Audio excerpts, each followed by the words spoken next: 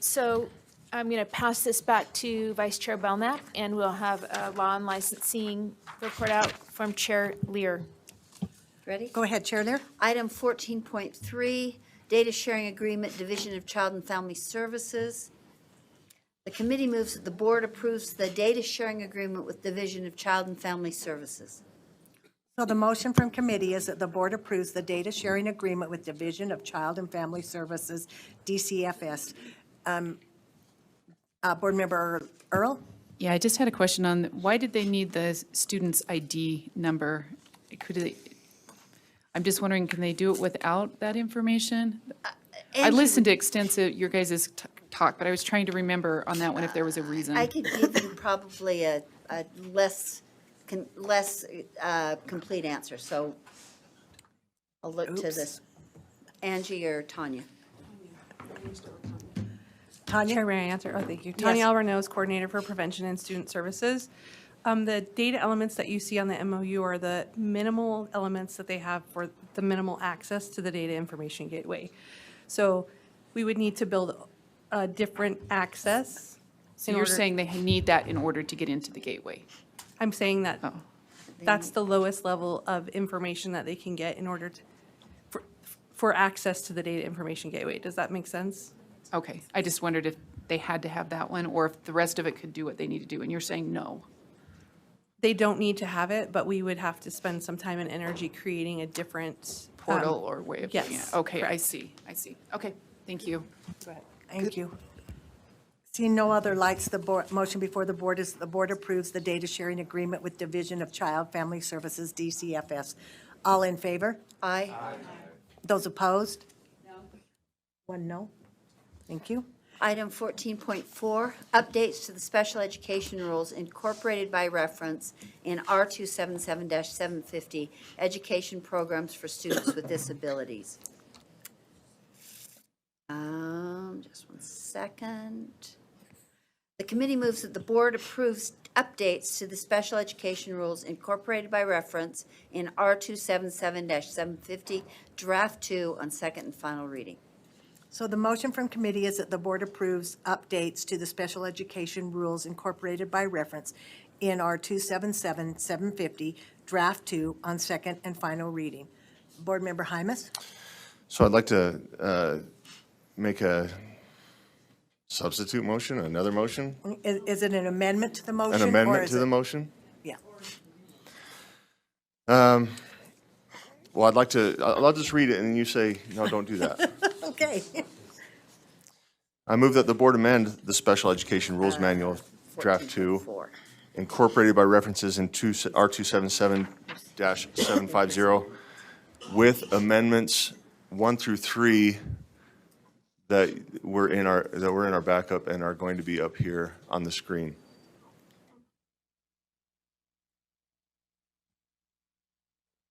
Do you have a line number on these? Maybe Angie has them. May I speak? Yes, please. So this is a manual that doesn't have line numbers, but if you look below in the shared doc, it shows the page numbers that they're each on and what the amendment is.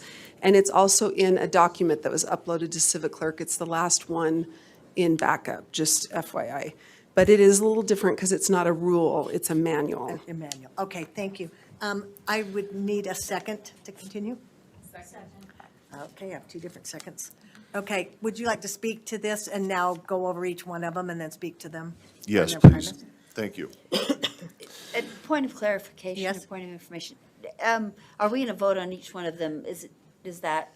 Can we vote on each of them separately? We could, more Board Member Hymas, do you want to do one at a time since they're your amendments? Well, I'd love to vote for all 3 of them, of course. If somebody wants to make that motion, that's fine or I to think that make it's the going to motion end to up being divide. divided anyway, so Okay. could we do one at a time?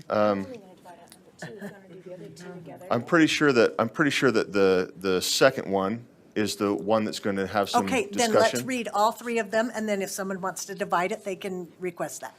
Okay. Go ahead, read your Okay. amendments. Sure. So the first one, simply, it was a specially designed instruction means, and there was a definition in the rules, and then I believe it's SB 134, said that specially designed instruction means something else. And so that's been simply updated as far as I can tell. And Leah, if, I'm not in a position to invite you to the table, but I know that we're going to But- talk to you. Miss Director Voorhees, would you like to come up? And I want to just take a second to thank Dr. Voorhees for spending some time outside of meetings and spending her time to discuss these with me. So will you read each amendment and then we'll talk about them? Yes. Does that make sense? Okay. Yes, I So we got to put them will. on the table. So the First Amendment then would be that we strike the original specially designed instruction that you can see up top, and then at the bottom, it would read, specially designed instruction means adapting as appropriate to the needs of an eligible child under this part, the content, methodology, or delivery of instruction. And then I, to address the unique needs of the child that result from the child's disability, and two, or double I, to ensure access of the child to the general curriculum so that the child can meet the educational standards within the jurisdiction of the public agency that apply to all children. That's the first motion. That's the First Amendment. You're doing The all three of First them. Amendment, thank you. The Second Amendment. There is a section, X.U.1 on page 173. You can see in red, it has original language, and LEA shall use special education program money to pay the costs of providing an LEA special education program, even if the programs or services provide an incidental benefit to a student who is not a student with a disability, including for the uses described in 34 CFR, section 300.208. The amendment is to add, for clarity, in purple here, right after incidental benefit, meaning likely to happen or naturally appertaining. And I bring this up for clarity's sake, and I spent Wait about, just a minute. We'll talk about them in a minute. Go read the next one. I thought you said I could speak to my motion. But you can't, but you haven't given me. All right. Put it all on there. All right, the third Sorry, one. Matt. I just like to confuse you. You're good at it. Yes, I am. That, the third one, that the committee add a definition of alternate achievement standards to section I.E. on page 2, reading. Alternate achievement standards, the essential elements are specific statements of knowledge and skills linked to the grade level expectations identified in the Utah core standards for students with significant cognitive disabilities. A, the purpose of the essential elements is to build a bridge from the content in the Utah core standards to grade level academic expectations for students with the most significant cognitive disabilities by adapting the depth, breadth, and complexity of the Utah core standards against which students with significant cognitive disabilities will be measured. And B, other alternate or modified academic achievement standards are prohibited. Thank you. Should we do a division first? That would be up to you. You want me to make that motion? Well. Well, or I would you don't, like I to don't mind speak to it if, first? to go through this quickly, can we, Member Lear, if we can vote, can we clump 1 and 3 and divide 2? Well, fine. so we'll see who, are you okay to do that and then speak to it after that, after sure. we divide it? If Sure. you're okay, it's kind of out of order, but. Okay. Okay, so Board Member Lear, I'll just make a substitute motion that the motion, the original motion be divided so that 1 and 3 are voted on together and 2 is voted on separately. that the amendments are divided by 1 and 3 and 2 and on 2. its own. Do you have a second to that? Thank you. Do you want to speak to that, Carol? I just would like to hear more about, more from the special ed staff and their expertise, why they have some, why Leah has some, speaking for the staff, has some reservations about 2, but is fine about 1 and 3. Thank you. Okay, so the motion is to divide Amendment 1 and 3 and be together, and Amendment number 2 to stand alone. Second. Wait just a minute. Jenny, do you have your light? No, not that, okay. Okay, all in favor? Aye. Any opposed? Okay, so the amendments are now divided. Yeah. Okay. They did have a. Okay. Carol, who seconded Carol's? Booth, Board Member Booth. Okay, so we'll come back to you, Board Member Hymas. And would you like to speak to Amendment 1 and 3 first? Yes. Thank you. And I'm going to ask Dr. Voorhees to help on these, if that's okay. Great. So Amendment 1 and 3, Amendment 1, as I mentioned before, the original specially designed instruction definition did not align with what was passed recently in Senate Bill 134, so that's been updated. Go ahead. Thank you, Chair. Leah Voorhees, Assistant Superintendent of Student Support. So Board Member Hymas brought that to our attention, which we really appreciate. We missed that, fixing this definition in our original proposal to update the manual. However, when we copy and paste from Senate Bill 134 did define specially designed instruction the way the CFR defines it, which is what you see in front of you. So this is right out of the CFR as required by Senate Bill 134. Your previous definition in the rules manual then incorporated the definition as a subset of alternate achievement standards. So when we took away the original definition of specially designed instruction, there was no longer a definition in the rules manual of alternate achievement standards, which is actually required. If a state is going to have them, you need to say what they are, which is required in the CFR. So that's why then I asked to be able to add this new definition of alternate achievement standards so that we would be in compliance with Senate Bill 134 and be in compliance with the Code of Federal Regulations. Oh, I'm glad you said that. And Code that of Federal speaks to Regulations. Amendment number 3 as well. And I want to Okay. thank Board So- Member Hymas for working on that with me. So you're comfortable with that discussion, Board Member Hymas? Yes. Okay, any discussion to Amendment number 1 and/or 3? Board Member Earl? Yeah, so I'm just wondering, why did we add B on there? Are we having districts write alternate modified academic achievements? No, because in your previous rules, it was prohibited because it is actually prohibited by the federal government. So it's just restating the Code of Federal Regulations that the state and SEA has the ability to have a set of alternate achievement standards for students with significant cognitive disabilities, but one and only one, and no LEA is able to have anything except a state-adopted copy, or a Okay. state-adopted version. Okay, so this wasn't because people were writing their own, this was No. because Nope. they're saying only use your states? Only Okay. states Okay, I have just that was wondering right. why we had And to spell that states can out. only have one. Okay. Thank you. Board Member Lear? And I think she answered it, Dr. Voorhees, but the language that you've put into Amendment 3, is that directly from CFR? Or is that sort of a summary or compilation or? Chair? Go ahead.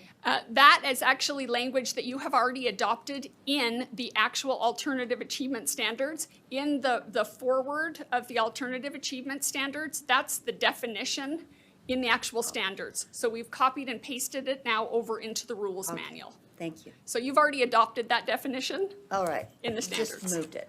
Okay, thank you. All right, thank you. Seeing no more discussion, the motion before the board is to amend and have specifically designed instruction means adopting as appropriate to the needs of an eligible child under this part, the content, methodology, or delivery of instruction. I, to address the unique needs of a child that results from a child's disability, and two, double I, to ensure access of the child to the general curriculum so that the child can meet the educational standards within the jurisdiction of the public agency that apply to all children. And three, alternate achievement standards. The essential elements are specific statements of knowledge and skills linked to the grade level expectations identified in the Utah Core Standards for students with significant cognitive disabilities.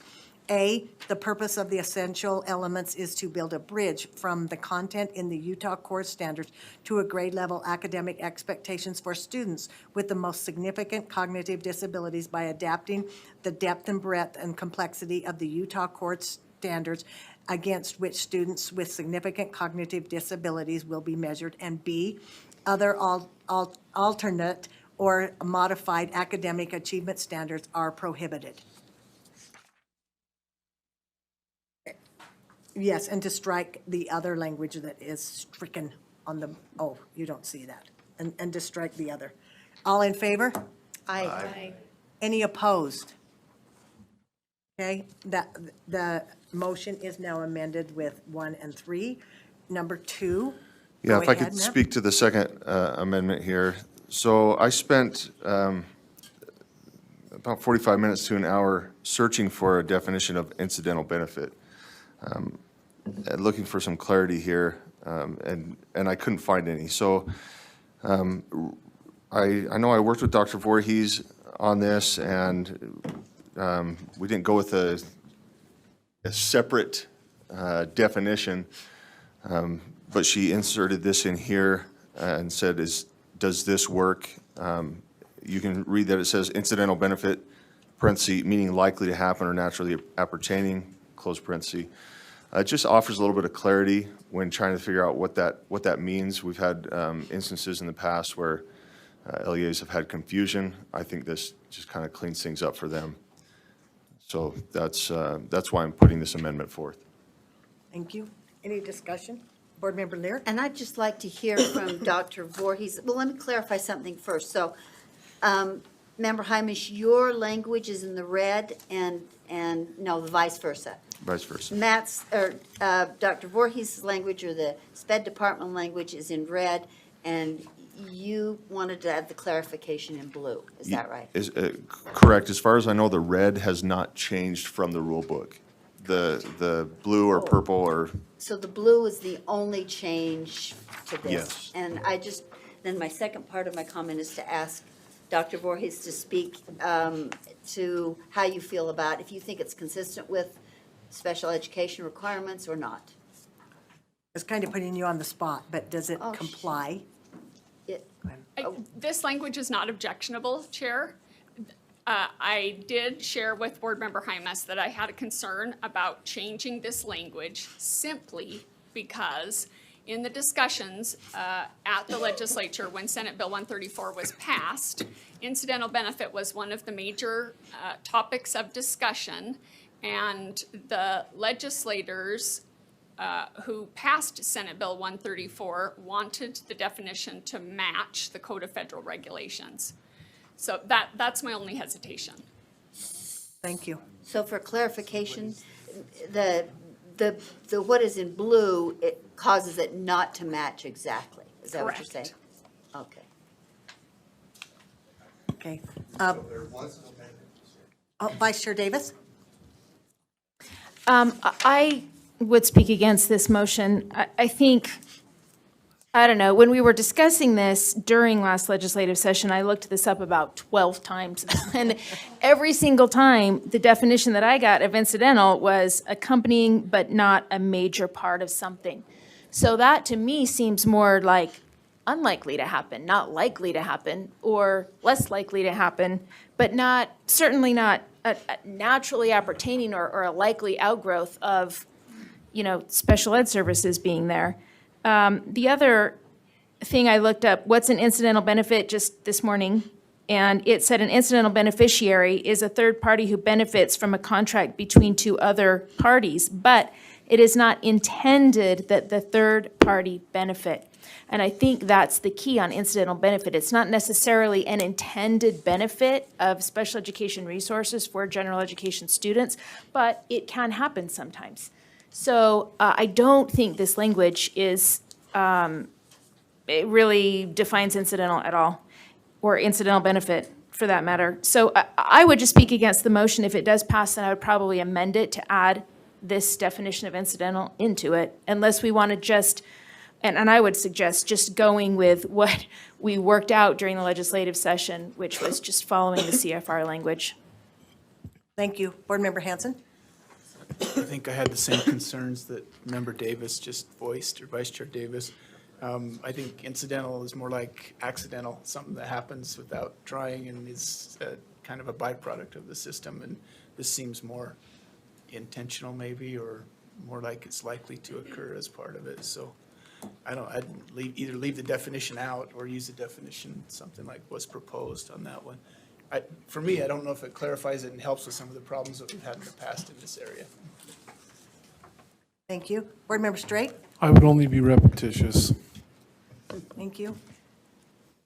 Board Member Lear? And my point was a little bit different in that I wanted to be clear. It resonates with me and in my head that Dr. Voorhees has always said that special education funds need to be focused on special education students. So whatever incidental benefit there is, it needs to be, not to repeat the phrase, but it needs to be incidental. And to add these words, I think broadens the incidental definition, and then that would reduce the focus on the students for which the funds were intended. Thank you. Board Member Hymas, did you have something else?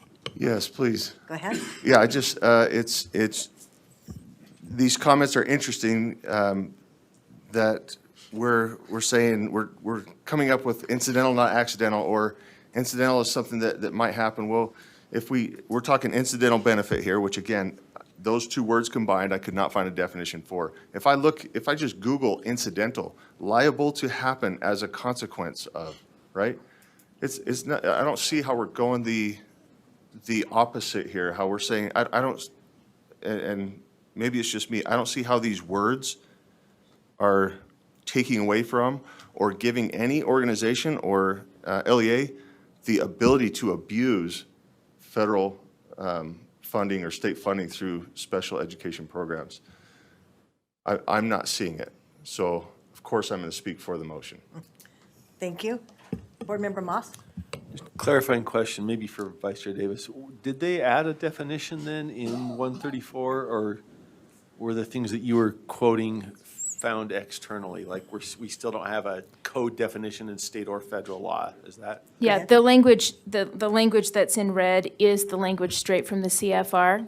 I Googled font of all knowledge, both incidental benefit together. You said, what is incidental benefit? And that's where I got that the benefit is not intended. It can happen, but it's not intended, and it's not a major part of something. Gotcha. Okay. So the red language is from CFR, but that does not define incidental benefit, nor does 134 federalized. Okay. So we're all Googling, in other words, or looking for something, because I can see. I'm yahooing. I can see that this is consistent, that it's not necessarily a focus, but likely to happen, naturally appertaining. I don't want to enter the debate because it's above my pay grade on sped knowledge, but okay. I just wanted to make sure we weren't departing from something that's elsewhere defined. We're trying to craft it because it doesn't exist. Okay. Thank you. Board Member Klein? Yes, so I would speak in favor of this motion. When we talk about special ed, it's always in the context of inclusion in the classroom, and if in the regular classroom with general ed students. So with this, there's going to be spillover. I think that's the incidental benefit, right? Is there's going to be spillover to other students that are around the special ed student, unless the only way to prevent regular students from possibly benefiting from things specifically targeted to a special ed student is by taking them out of the regular education classroom again. And if we want inclusion, we have to realize that there is going to be spillover incidental benefits. Thank you. Board Member Booth? So I'm kind of confused with this conversation because I don't see a definition in the red. Is there a definition there? No. So if someone really wanted to understand what incidental benefit is referring to, I mean, I understand when you've got the special needs kid in the classroom in a regular classroom, that there's going to be an incidental benefit occasionally to the other students that are sitting at the table or engaged in the learning activity.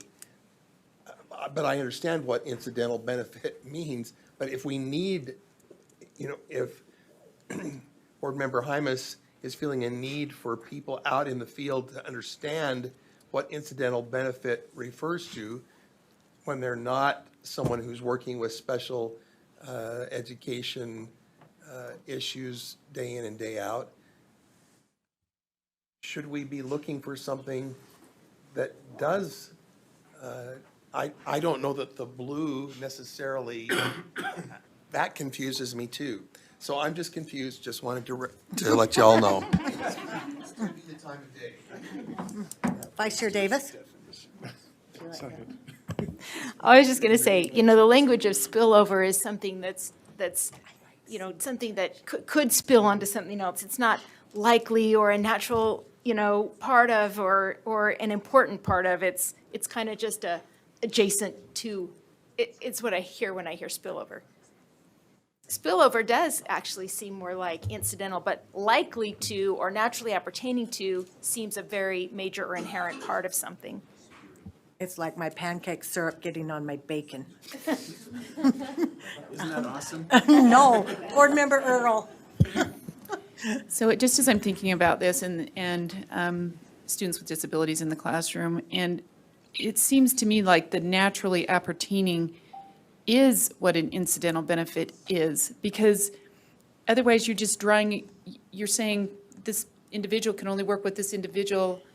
And I think if we want it more natural looking, meaning that they're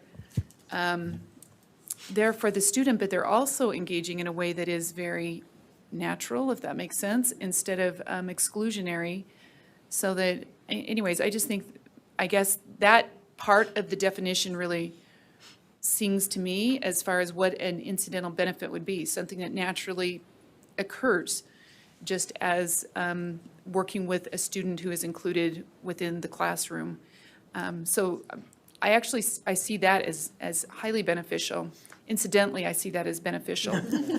Naturally? Naturally. But not as. Thank So you. I'm trying to kind of parse that out. Thank you. Board Member Hanson? I'm just doing the same Google exercise that everyone's doing, but looking at Webster's, there are two definitions for incidental. The first one being likely to ensue as a chance or minor consequence, but then the second one occurring merely by chance or without intention or calculation. And I think we're talking about the second one, where the primary objective is to give services to the special ed kids, and by chance, other children may be at the table and get some help, but it can't be intended or likely to happen, because that's diverting special ed funds, and that's the whole issue that we dealt with here a while ago is that. So I think this just opens it up to that issue. That's the way I see it. Thank you. Chair Huntsman, sorry. Yeah, thank you. Member Hanson kind of took my thunder a little bit, but I'll use the analogy of pancakes, bacon, and syrup. The way this definition looks like to me, and if I wanted to be really creative, I can easily create, most likely going to happen or naturally happen, if I create an environment over here, knowing that I'm going to have this other environment and it's like, for an example, I'm going to make my plate a lot smaller, or I make my pancakes a lot larger, and I put my bacon, but I don't want syrup touching it. I think with this definition here, I think it sets us up for some creative opportunities in the environment, in the education environment, to have that overlap. And so I think I'm just going to be blunt and bold. By design, I choose this, and it just accidentally happens or something. And that's what we're trying to avoid, from what I understand here, is that it may and can, but I think it opens up, personally, I think it opens up in controlling the environment of education to it's just going to happen because of the people that purposely control the two different environments as they merge. So I have a problem, a challenge with the way this is working. Thank you.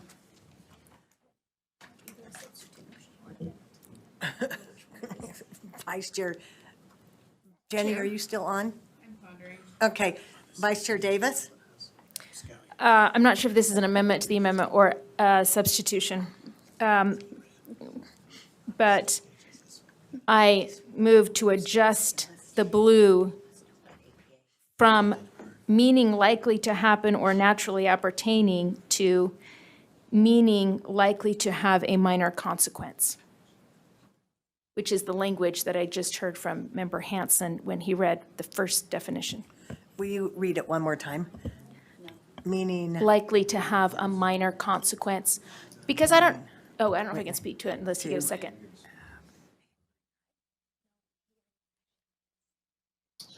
What is it? Probably not the language, just the process. just a minute, I'm writing it. The second one is. Okay. Do we have a second to that, or does she not want to have a second to it yet? Okay. It fails for lack of Yeah, a second? so I have a different one. Okay. Actually, no, I don't. Member Hanson has a different one. Can you Except read it? he's not next. Well, I'll read it then. I move that the language be changed to Occurring merely by chance or without intention or occurring merely by chance without intention or calculation. Occurring merely by chance without intention or calculation. And I can second that.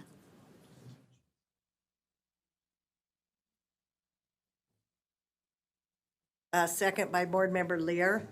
Any discussion to this amendment to the amendment?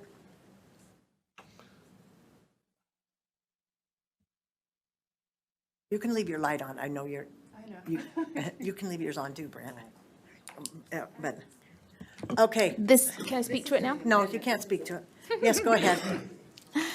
I just think if we're trying to add clarity, it's, this just really explains what happens. I don't think it's something we're trying to avoid. I just think it's something that happens, and it's not a plan designed to use resources for general ed students, but it can happen without intention or calculation. It can happen by chance, incidentally. Okay, and you're removing the blue, correct? Correct.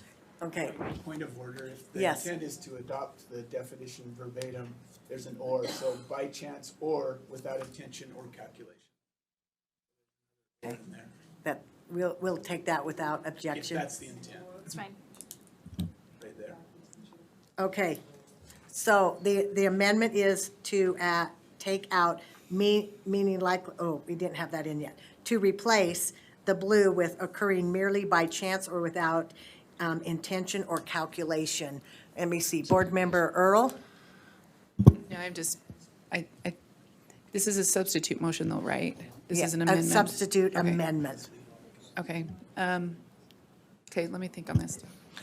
Board Member Straight? Yes, thank you. Just to give some context, and this is why I'm supporting this definition, at least for now, is last year we did oppose Senate Bill 134 as a body, and my recollection is that this very use of incidental benefit was one of the major concerns. Later, the board meeting after that, or legislative meeting after that, I believe it was Vice Chair Davis that had some words that made me feel more comfortable, and we removed that stipulation from 134.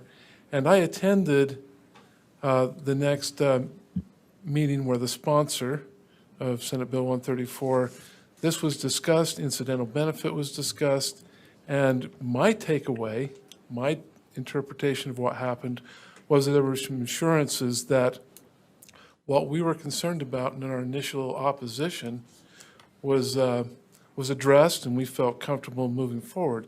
And that's also why I supported 1 and 3, which was presented by Board Member Hymas. I would like to know any comment from Dr. Voorhees. Go ahead. Thank you, Chair. Again, I agree, the language is in an attempt to define, the language is fine. I think the process is what I have hesitation about, because the reason that Senate Bill, my understanding of the reason that Senate Bill 134 came forward was because you had defined incidental benefit in your previous version of the rules, and that definition, which was taken out, the majority was taken out of federal guidance, not out of the Code of Federal Regulations, but out of guidance from the Office of Special Education Programs, was less than, was objectionable to several parties. So my hesitation is in, again, trying to define incidental benefit, which the Code of Federal Regulations references, Board Member Booth, to your question. It references but does not define, hence federal guidance that did try to make it more clear, which is what you're trying to do. But you had previously done that. You had previously defined it. And as a result, Senate Bill 134 was passed to stop that definition. Is that accurate, Angie? So we've gone full circle. Yeah. So Thank you. But I don't think the language is objectionable. it's, Okay. I have a process. Vice Chair Davis? I have a process question for the chair. Would the process be that we would vote on this amendment, that if it gets amended, this would be the language if it passed? And then would we vote again to add any amendment in at all, or just keep the language as is? Okay, so we have to vote on this amendment to the amendment, and if it passes, then that would replace the blue. And then if it doesn't, then the blue would be there, we'd have to vote on that, the original amendment. And then if that doesn't pass, then we'd vote on the whole thing. So whether this passes or not, we're still going to vote to add anything in at all? Yes. So what we're voting on now is if something ends up being in it, it would be this second one if it passes. Okay. Yes. All righty. Because I'm fine not to put anything in there at all, me too. after everything we went through last session. Okay, so the amendment to the amendment right now is occurring merely by chance or without intention or calculation. All in favor Aye. of adding it? Well, having that. Oh, to substitute it, okay. For To the substitute it. meaning for the appertaining phrase. Uh-huh. The amendment to the amendment, yep. Those opposed? No. 3 opposed? Oh, 4 opposed. Okay, timeout. Okay. Those opposed, so she gets it. 1, 2, 3, 4, 5, 6 now. Okay. All right, so now the amendment is, yes, it passes. So now the amendment is on Amendment 2, this is now in there, right? Or we have to vote again, because it replaced that. It replaced that. Now we have to, okay, so it replaced the other language. Now we need to vote and see if you want to put it into Amendment number 2. So occurring merely by chance or without intention or calculation. All in favor? Aye. That would put it in the amendment. Yes. Oh, Okay, go, people are confused. okay, I'm confused. go ahead. I just want to be really clear that what we just voted on puts that language in to replace the blue. Yeah, we already But voted now that, we're voting to to have that, put anything in at all or not. yeah, Right. right. You have this is the, So if we say yes right now, you we're have a voting motion, to an To amendment. put the definition in, which we got in trouble for last year. It's an amended amendment. okay? So now to add occurring merely by chance or without intention to amendment number 2. All in favor? Aye. Those opposed? No. Okay, So there'd be nothing at all. those, yeah, those, there would be nothing at all if you oppose it. Yep, these are the no's. 2, 4, 5. You're gonna, you want to keep it in? Stick with it. Okay. Are you confused? Okay, so. Right, because the blue part is all that we are voting on now to be the amendment. Oh, we But did, once that blue goes in, Yeah, it becomes all of the now it amendment. becomes all of number 2. Then we vote for the amendment. okay, so maybe other Okay. people were confused. Let's try it again. Okay, can we start again? With Point with of confusion on the table clarification. by chair, I'm More sure. votes. Board Member Hymus, Well, I'm sorry, remember that the amendment was to add I'm not going to clarify anything, but the amendment was to add the blue to the red, which was already in there. So I don't know if we have to vote twice. We're just we voting don't. once. Because then the new amendment replaced the blue. Right. Now we have to vote on the The new blue, blue. which is this, Right. okay? Which we just did, but we were a little confused, okay? And then we'll vote again. Then we have to vote again on the full amendment. Right. So right now, is everyone totally not clear? No, I think you're good. You're only voting on this. We're only voting on this to be the amendment now to the amendment number If 2. this fails, then it goes Back to the red only, That's to the right. red only. Yeah. okay? First, we had to have the new amendment replace the blue. Now we're doing it to be put in. With that, yeah. Okay, all right, so the motion, the amendment is to occurring merely by chance or without intention or calculation to be added to Amendment 2 eventually. All in favor? Those opposed? No. No. Okay, those who are opposed. 1, 2, 4, 5, 6. It passes. Okay, so amendment number 2 is now, an LEA shall use special education money to pay the cost of providing an LEA special education program, even if the programs or services provide an incidental benefit occurring merely by chance or without intention or calculation to a student who is not a student with a disability, including the uses described in 34 CFR Section 300.208. So we're voting on the amended amendment. All in favor? Aye. Those opposed? No. We have 2 noes. Because It had to she said we had replace to. this first. It had to replace it. Okay, all right, so now we're done, right? Because the amendment, because 1 and 3 already passed. Yes. Okay, so now do we need, yes, now the final motion, yes, so now the final motion is that The committee that moves.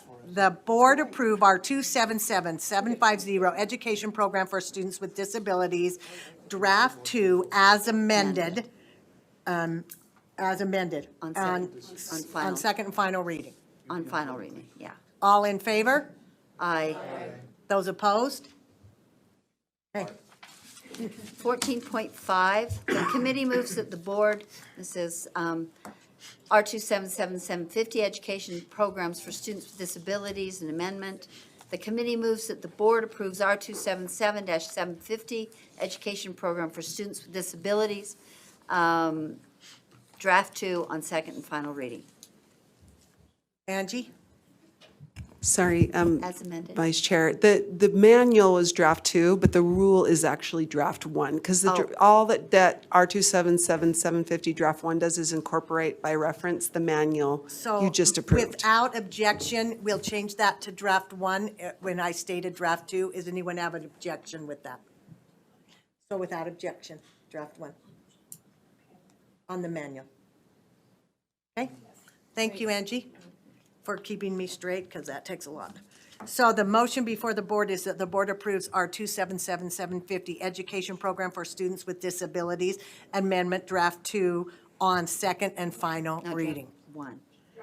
Draft one was. Why is it saying, Because is that the one it's you're talking wrong. about? I think it's That's the wrong. one you were talking about, not the other? Jenny, you have your light on. I'm just trying. Wrong one. Vice Chair Belknap, the first motion you did on the manual is correct. That was fine. Okay, You're done. sorry. Now we're on the rule that incorporates the manual by Incorporates the Thank you, it reference. was written wrong. Okay, so let me read It that is again, written wrong. please. That the board, the motion is that the board approves our 277-750 Education Program for Students with Disabilities, Draft 1 on second and final reading. Seeing no discussion, all in favor? Aye. Those opposed?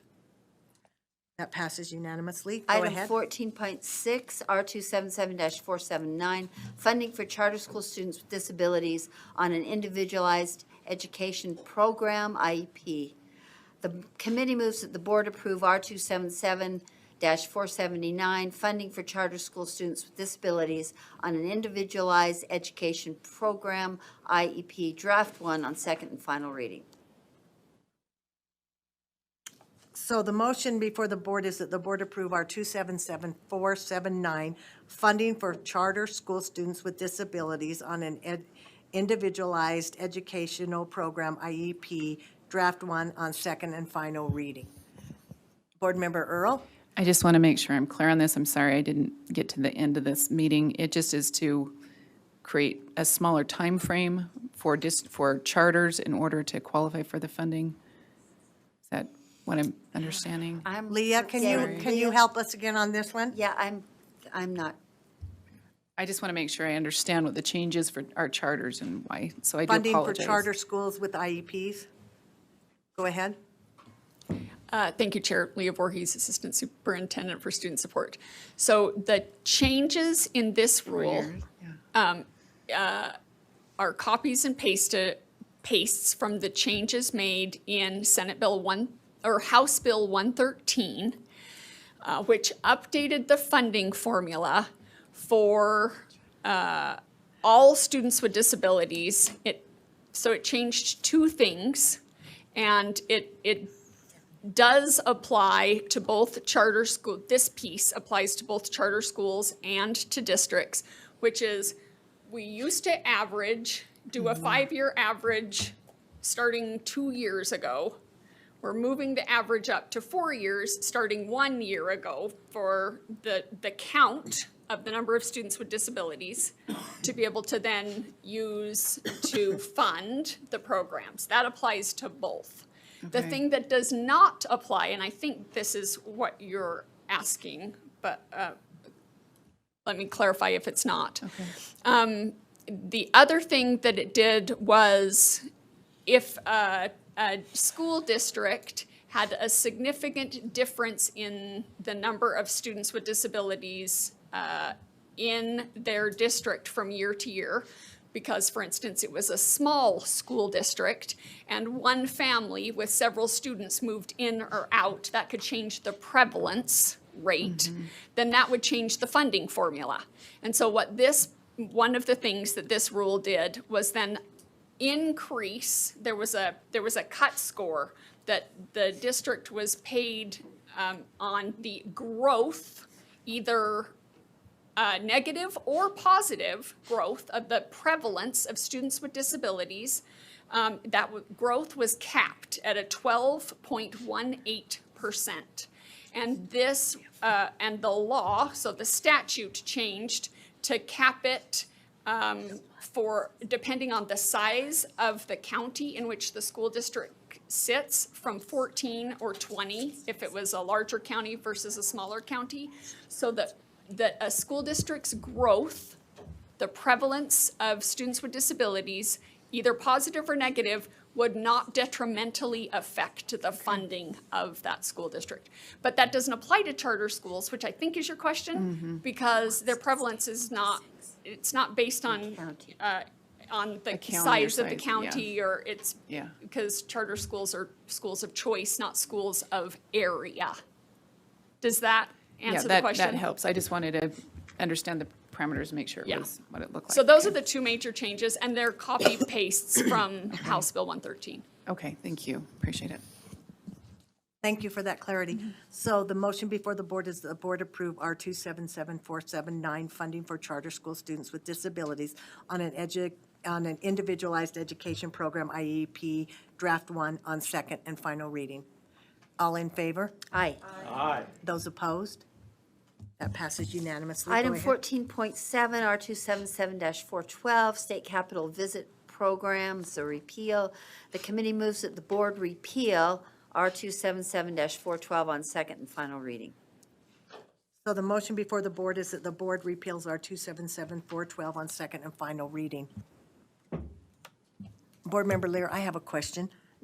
Why are we repealing Because this? the program went away. Okay, thank you. It either got moved to somebody else or it just went away. Maybe it's Move under to the- somebody else. Yeah. Oh, the Yeah, that's who's preservation, doing it. that's right. That's, Okay, so the motion before the board is that the board repeal R277-412 on second and final reading. All in favor? aye. Oh, Board Member Hutchins? Okay, those opposed?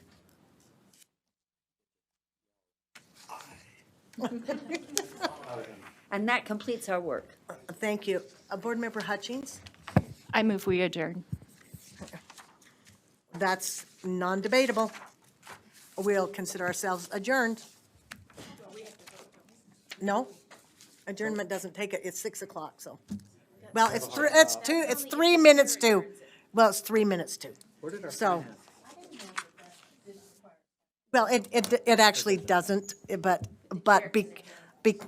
I can go ahead and adjourn it since it's 3 minutes to. So the chair will consider this meeting adjourned.